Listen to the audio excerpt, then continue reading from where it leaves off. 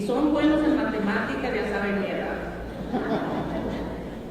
Nunca me ha gustado quitarme años, porque se me hace a mí que hacerse viejo es una maravilla. Es una maravilla porque la alternativa de no hacerte viejo es morirte joven. Todo el mundo queremos hacernos viejos. Entonces, a través de estos años, pues a mí la diabetes nunca ha sido para mí un problema. Ha sido nomás una cosa con la que he tenido que vivir. ¿Por qué fue eso? Quizás porque tuve la oportunidad, antes de nacer, de escoger a mis papás. Escogí muy bien y nací en una familia donde entendieron que la diabetes no era un problema, era nada más cambiar un estilo de vida. Y no la cambiaron mucho porque las costumbres alimenticias en mi casa eran costumbres sanas. Yo crecí sabiendo que me gustaba la verdura, me gustaba la fruta, los frijoles, el arroz, la carne, se cocinaba en casa, no como hoy en día que se compra todo. Y comí igual que mis hermanos. Yo era la más chica de una familia de 5. Nunca vi diferencia, siempre comí igual. Entonces nunca sentí yo que la diabetes fuera un gran problema. Fue hasta bastantes años después, ya casada, con 2 hijas, tengo 2 hijas, 4 nietas, puras mujeres. Me especializo en eso. El caso es que ya casada y con 2 hijas, tuve una llamada telefónica y era la esposa de un antiguo colega mío cuando trabajaba, porque dejé de trabajar cuando me casé. Y esa mujer me empieza a platicar de su hija que tiene diabetes y me empieza a decir que la están curando de diabetes. Cuando ella me está diciendo esto, yo empecé a sacar mentalmente cuántos años podría tener esa hija, porque yo me acordaba que Toño, mi compañero del trabajo, tenía una niña con diabetes. Dije, pero ¿cuántos años tiene ahorita? Y saqué cuentas que tenía como 20 o 22. Le dije, pero ¿cómo? ¿De qué estás hablando? Si tienen 10 o 12 años de vivir con diabetes, ¿cómo andas buscando una cura ahorita a estas alturas? Ella me insistía, yo empecé a discutirle por teléfono, explicarle que eso no podía ser, que la diabetes no se curaba, etcétera, etcétera, lo que todos ustedes saben. Me desesperé y le dije que si me podía recibir al día siguiente y que yo le llevaba información, y colgué el teléfono. Fui a buscar a ver qué le podía llevar escrito, que hablara de lo que es la diabetes. Decía yo, pero ¿cómo le voy a llevar esto a una señora que tiene 10 años de vivir con diabetes? Y digo que ella vivía con diabetes porque su hija tenía diabetes. Porque en una familia, cuando hay una persona con diabetes, toda la familia vive con diabetes. Toda. No nomás ella. Entonces busqué, me encontré que todas las cosas que yo tenía de diabetes eran en inglés. Y caray, no hay nada en español, dije yo.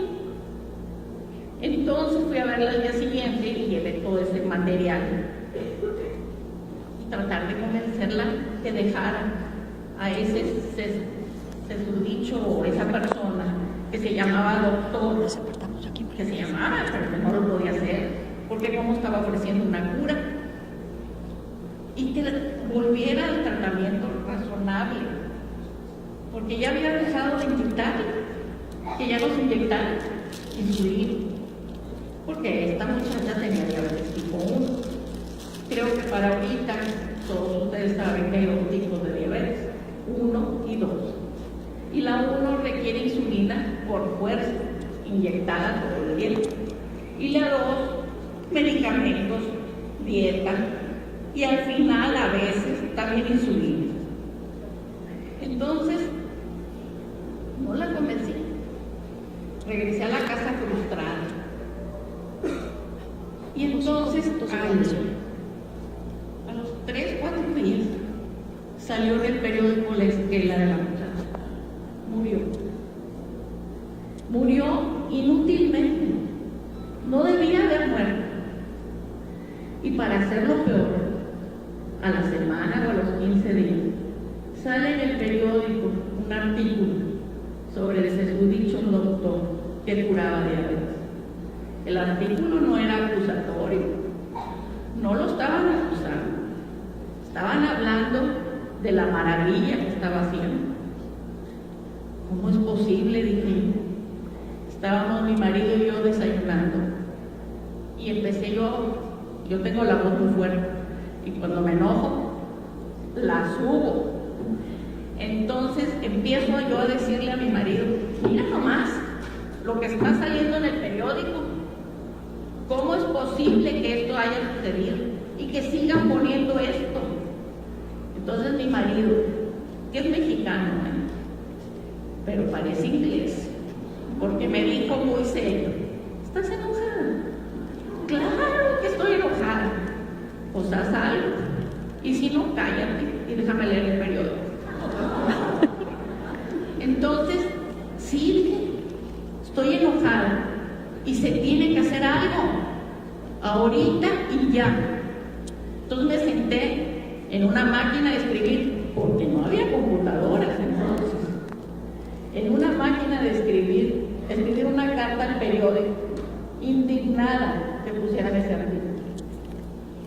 Y cuando lo empecé a escribir, dije, caray, ¿por qué me van a hacer caso? Si el del periódico dice que es doctor, y yo, ¿qué soy? Una señora nada más.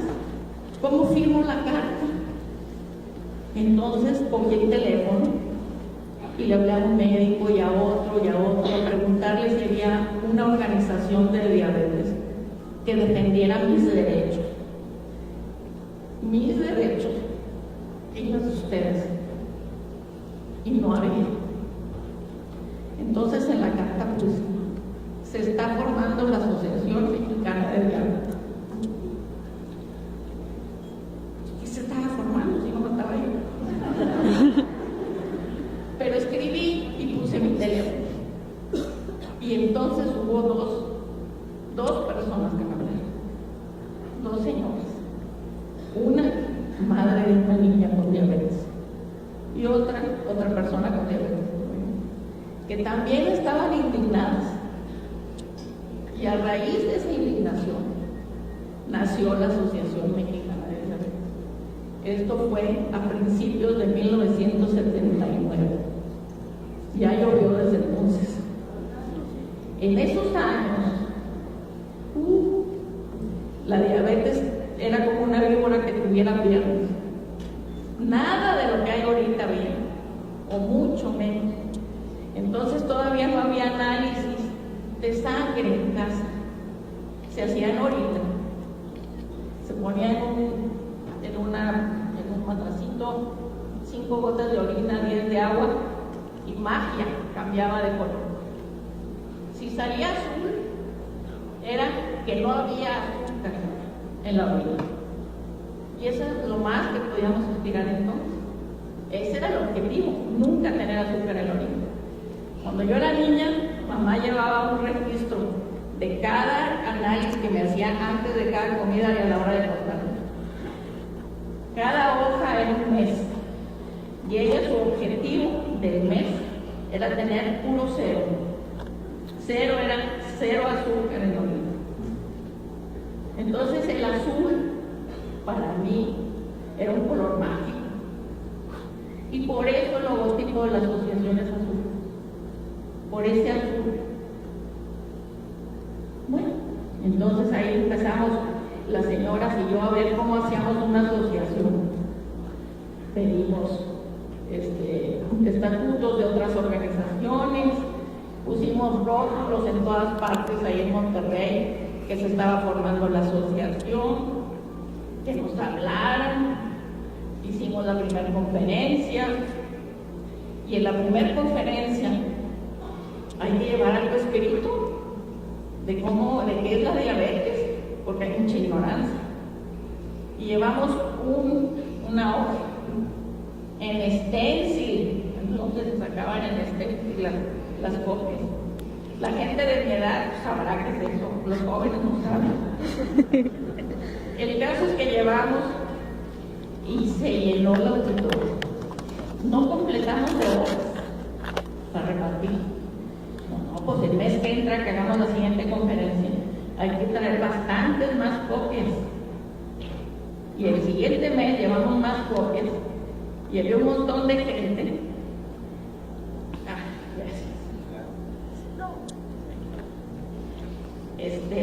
Y entonces, que bueno, nos dijeron nada. Bueno, el caso es que entonces llevamos más copias a esa segunda conferencia. ¿Y qué creen? Aparecieron 12 personas. Bueno, ha sido frustraciones tras frustración, pero la asociación, como quiera, empezó bien, luego mal, y luego creciendo y despacio, y ahí vamos.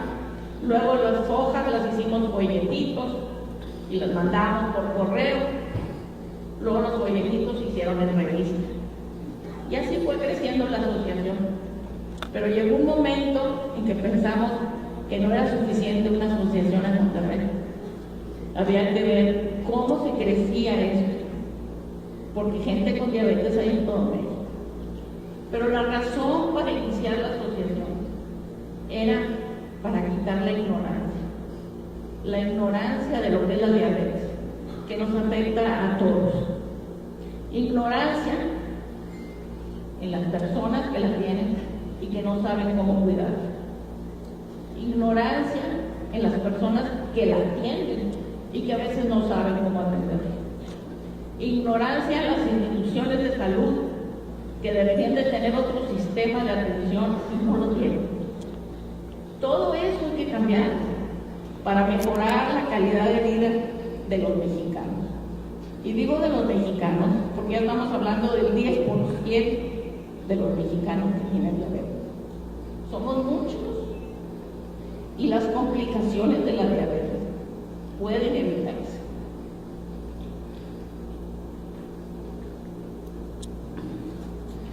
Entonces, todo eso fue lo que motivó la asociación y que la sigue motivando. La segunda asociación de diabetes se formó aquí en Guanajuato. Entonces me encanta estar aquí porque recuerdo la primera vez que venimos. La primera vez que venimos con la noticia de que se podía hacer una asociación. Y todavía me acuerdo del grupo que me preguntó cómo se hace, con ganas. Esa es la forma de hacerlo, con ganas. Y empezó la asociación y así se fue extendiendo. Entonces, cuando se hizo la segunda asociación, se creó la federación para unir a las asociaciones del mundo. Y aquí ven el logotipo que les digo que es azul por las análisis de orina. Y es un triángulo porque en diabetes hay 3 cosas que tenemos que tener bien equilibradas. 3 puntos: la comida, el ejercicio y la insulina. No importa que nos inyecten insulina. La insulina que el cuerpo fabrica debe estar equilibrada con lo que comen y con lo que hacen. Son 3 puntos de equilibrio. Y estos 3 tienen que estar muy bien equilibrados. Por eso es un triángulo. Y además, porque ahí dice, aunque no lo crean, AMD, Asociación Mexicana de Diabetes. Siempre me preguntan y nunca lo explico de por qué es el logotipo así. Como les decía al principio, yo tuve mucha suerte de nacer donde nací. Y por eso me fue bien con la diabetes desde el principio. Pero hace muchísimos años, allá por 1911, había 2 niños. Uno se llamaba Bernardo y tenía una hermanita que se llamaba Elena. Y se querían mucho, jugaban juntos. Fueron creciendo y cuando el niño tenía 13 años y la niña 11, los papás le explicaron al niño que se llamaba Bernardo que su hermanita Elena estaba enferma y que tenía que estar en una alimentación especial. Y entonces la mamá les daba de cenar juntos en la noche y les daba de cenar un consomé de pollo, 2 cuadritos chiquitos de queso y 2 hojitas de lechuga. Y cenaban eso y la niña gritaba: mamá, tengo hambre, mamá, tengo hambre. Y la mamá trataba de distraer a la niña y llevársela. Bernardo sabía que cuando Elena durmiera, a él le iban a dar de cenar bien, pero que su hermana no podía comer nada más. Pasaron unos días, unas semanas, y la niña dejó de ir a la escuela, ya no podía ir a la escuela. Estaba acostadita en una cama. Y pasaron otros días más, y la niña se moría de sed, y por más agua que tomara, no se le quitaba la sed. Y Bernardo, de regreso de la escuela, llegaba a la tienda de la esquina y compraba pedacitos de hielo, porque en 1911 no había refrigeradores. Venía con el hielo y se lo ponía en la boca. Y sentía que Elena se tranquilizaba un poco de la sed. Y cada vez estaba más flaquita y más flaquita, hasta que murió. Y entonces la mamá de Bernardo decía: si se iba a morir, ¿por qué la maté de hambre antes? Pero esa era la forma de mantener vivo a un niño que le daba diabetes tipo 1. Y ese niño Bernardo creció, y en 1923, que descubrió el doctor Banting la insulina, él se percató muy bien de eso. No le pasó desapercibido en el periodo, porque eso hubiera salvado a su hermano. Entonces, este niño Bernardo llegó adulto, se casó, y cuando a mí me dio diabetes, mi papá Bernardo entendía lo importante de la insulina, porque lo sabía de canijo. Entonces, para nosotros la insulina nunca fue un castigo, era una bendición. Y la gente que piensa todavía ahorita que inyectarse insulina es un castigo, no piensa lo que pasa cuando no la hay. Entonces, en ese sentido, yo tuve esa suerte de nacer en una casa donde había esta conciencia. Y eso es lo que se necesita en diabetes, la cantidad correcta de insulina. Aún en la diabetes tipo 2, lo que les dan de medicamentos es para que la insulina que el cuerpo fabrica funcione mejor. Y puede que algún día requieran insulina inyectada, porque en diabetes lo que se trata es de imitar a la naturaleza y que el cuerpo vuelva a estar en los límites normales de la glucosa en sangre, que son 70-100. Y eso no lo puede hacer el doctor solo, aunque les dé tratamiento. Ustedes tienen que saber lo suficiente para saber si el tratamiento funciona o no funciona. Porque no siempre cuando el azúcar está alta es porque la persona está comiendo azúcar o está comiendo animal. No funciona el tratamiento porque no es el adecuado. Por eso nos tenemos que checar en casa. Por eso tenemos que llevar las medidas y decirle al doctor: estoy mal, y no es suficiente un análisis de glucosa cada 2 meses o cada 3 meses. Eso no es lo que comprueba que estamos bien.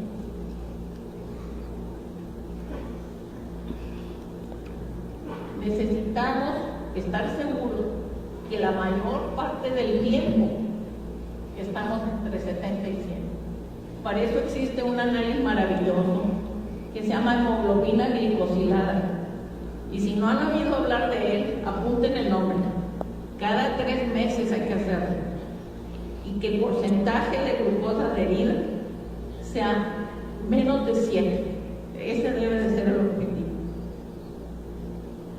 importa si se tiene diabetes tipo 1 o diabetes tipo 2. Pero la ignorancia es el problema de la diabetes. Vuelvo a decir, cuando yo era chica, pues como todos los niños, de vez en cuando teníamos una piñata. Ahora en día son muy frecuentes, pero en aquella época era una vez cada año. Muy pocas. Y para mí, cuando yo tenía unos 8 o 9 años, el título más importante de una persona era ser mamá. Las mamás eran las expertas del mundo para mis ojos. Cuando iba a una piñata y alguien me ofrecía, la mamá de mi amiga me ofrecía pastel, yo decía no gracias. Yo quería que la señora nos dijera bueno y se pasara adelante.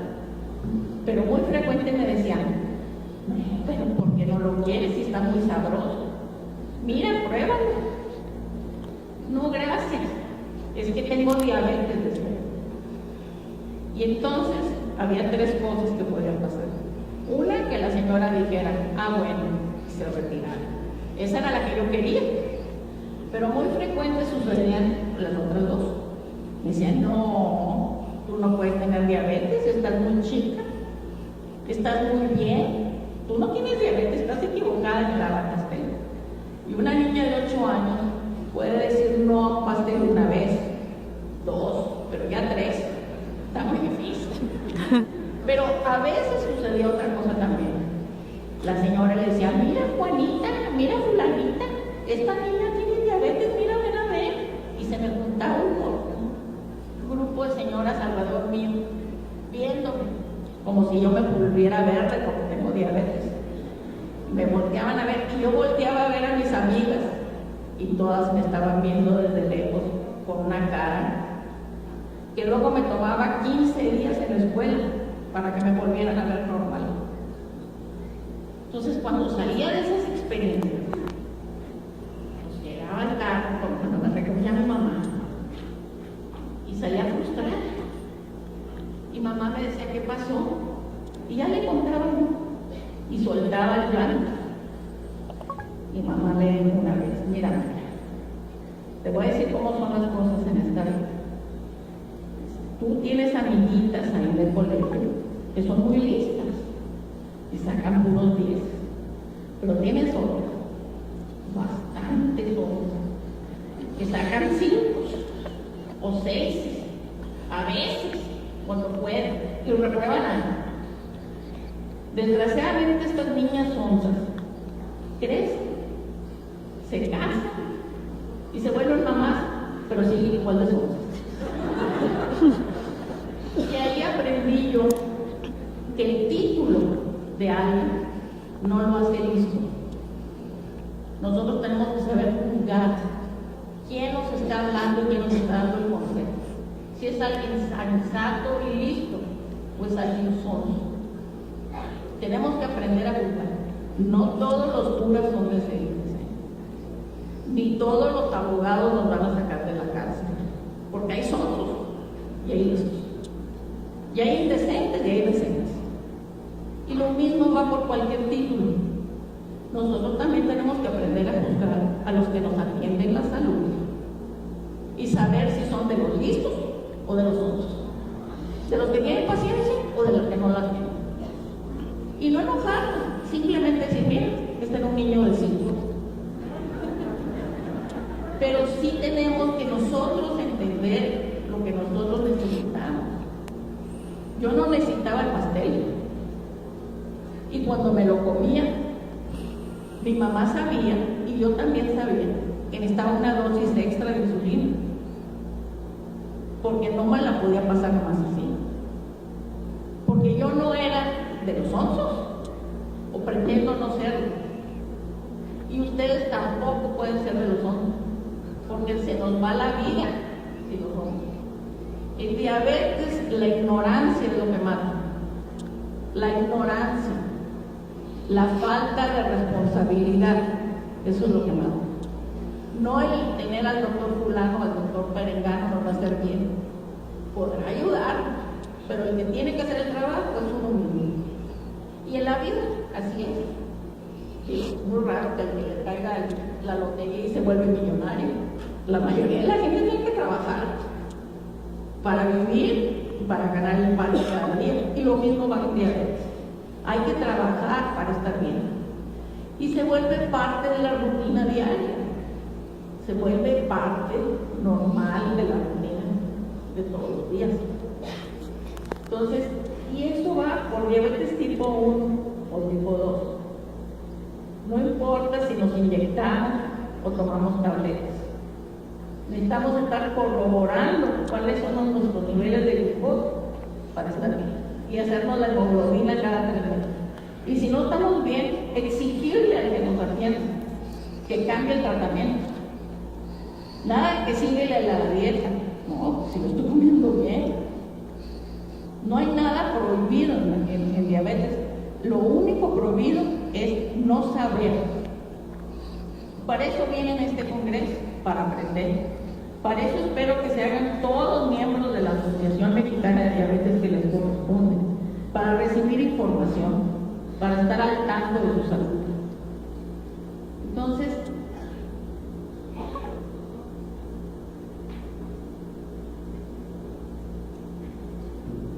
la vida da muchas vueltas.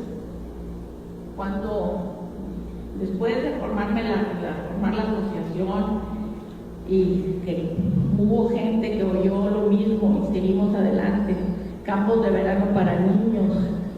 Los campos de verano para niños empezamos haciendo campos para verano para niños de una semana allá en Monterrey. Y luego sentíamos que los regresábamos a la jaula de los leones, porque después de todo el niño no se atiende solo, necesita los papás. Y entonces cambiamos y los niños con diabetes iban con sus papás un fin de semana largo.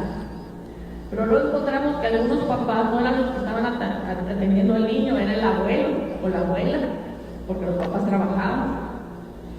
El caso es que hay mucha enseñanza para poder estar bien.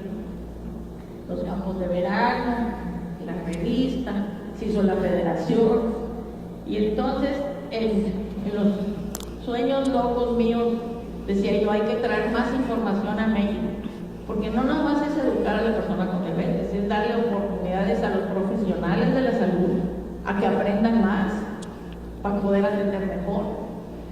Entonces en los sueños locos dije, qué mejor que formar parte de una organización internacional, a ver qué se puede traer de allá para acá. Siempre de allá para acá, nunca de aquí para allá.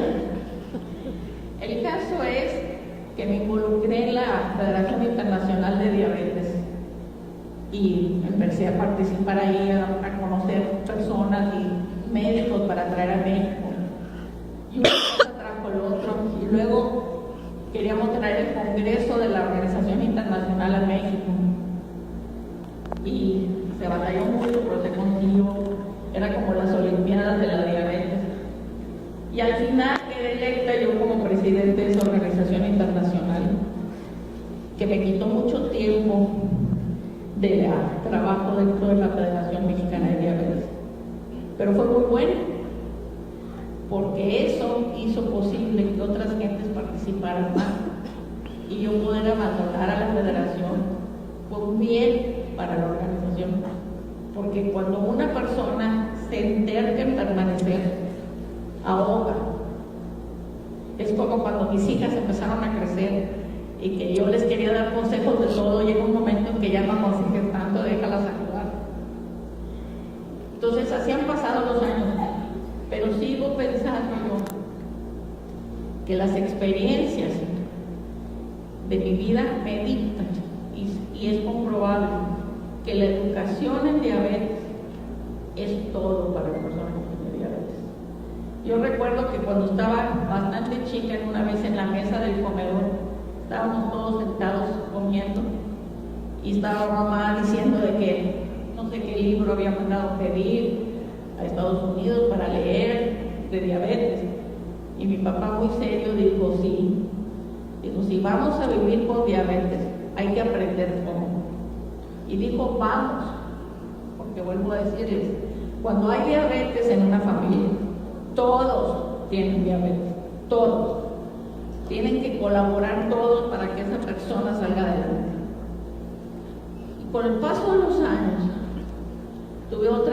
experiencia más sobre la educación, y esa me la dio mi mamá. En aquella época el doctor venía a casa, venía a la casa de uno, y esa vez que venía el doctor me veía así y se sentaba en la mesa del comedor con mamá a ver todos los registros de los ceros que le gustaban a mi mamá en el cuaderno. Y en esa ocasión mamá me habló a la mesa del comedor y me dijo: a ver, ven, María. Entonces fui y le dije, y dice mamá: le estoy diciendo al doctor que aquí has tenido azúcar en orina antes de cenar y que lo corregimos con insulina rápida, pero no quiero corregir, quiero evitar, quiero que no estés con azúcar alta en orina. Y entonces el doctor interrumpió a mi mamá y le dijo: señora, su hija tiene diabetes, esto es normal. Ah, mi mamá tenía una voz muy quietita y muy impaciente, pero en ese momento la levantó y golpeó la mesa y dijo: mire, doctor, a mí no me diga que es normal para mi hija lo que es anormal para el resto del mundo. Yo quiero a mi hija igual. Su hija, ¿qué sacaría si saca la orina? No, pues mi hija no tiene diabetes, saldría negativo. Pues eso mismo, porque yo quiero que ella crezca, estudie, se case, trabaje y tenga familia, igual que la suya. No quiero diferencias. Y la única forma es mantener la orina sin azúcar y el azúcar en niveles normales, para que sea como cualquier niño. Su páncreas no lo puede hacer. Yo soy su páncreas y voy a hacer mi mejor trabajo. Y todavía volteó conmigo y me dijo: mira, algún día tu cerebro va a ser tu páncreas, porque es el cerebro de uno el que tiene que pensar cómo hacer las cosas, cómo actuar. Y eso no se nos puede olvidar, que somos nosotros mismos los que hacemos nuestra forma de vida. Somos nosotros y nadie más. Entonces yo quisiera dejarles ese pensamiento en su cabeza de que todos y cada uno de nosotros somos los responsables, los únicos responsables por nuestro bienestar. Muchas gracias.